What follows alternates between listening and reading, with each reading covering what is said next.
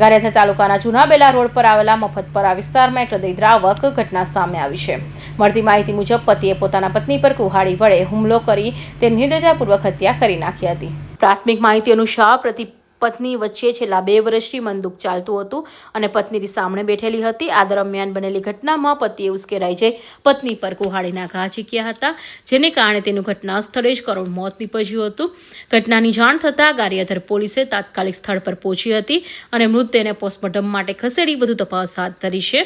ઘટનાને લઈ સમગ્ર વિસ્તારમાં ભારે ચકચાર મચી જવા પામી છે. આજરોજ ગારિયાધાર તાલુકા ખાતે એક મર્ડરનો બનાવ બનવા પામેલ હતો.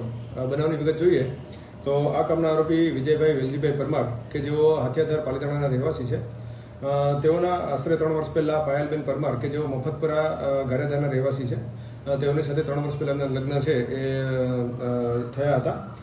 છેલ્લા 2 વર્ષથી પાયલબેન અને વિજયભાઈ વેલજીભાઈ પરમાર છે તેમનું લગ્ન જીવન છે એ સારું ચાલતું ન હતું અને અવારનવાર તેમની વચ્ચે જે કૌટુંબિક ઝઘડા જે છે થતા હતા. આ ઝઘડાના કારણે મરણ જનાર પાયલબેન પરમાર જે છે તે રીસામણે હતા 2 વર્ષથી તેમના ફાધરને ત્યાં. આજરોજ અંદાજે 10:30 વાગ્યાની આસપાસ આ બાબતનું ખોટું લાગી વિજયભાઈ વેલજીભાઈ પરમાર દ્વારા પાયલબેન છે તેના ગળાના ભાગે અને શરીરના અન્ય ભાગે કુહાડીના ઘા મારી તેમનું મૃત્યુ નિપજાવવામાં આવેલ હતું. સદરુ બાબતે આરોપી વિજયભાઈ વેલજીભાઈ પરમાર છે તેઓને હસ્તગત કરી લેવામાં આવ્યા છે. તેમજ આ મર્ડરની તપાસ છે એ ગારિયાધાર પોલીસ સ્ટેશનના પીઆઈ રવિ રબારી દ્વારા કરવામાં આવી રહી છે. પોલીસ આરોપીએ પતિ વિરુદ્ધ ગુનો નોંધી કાયદેસરની કાર્યવાહી શરૂ કરી છે. હત્યા પાછળનું ચોક્કસ કારણ જાણવા વધુ તપાસ ચાલુ છે. ફિરોઝ મલેક, ભાવનગર, ગારિયાધાર.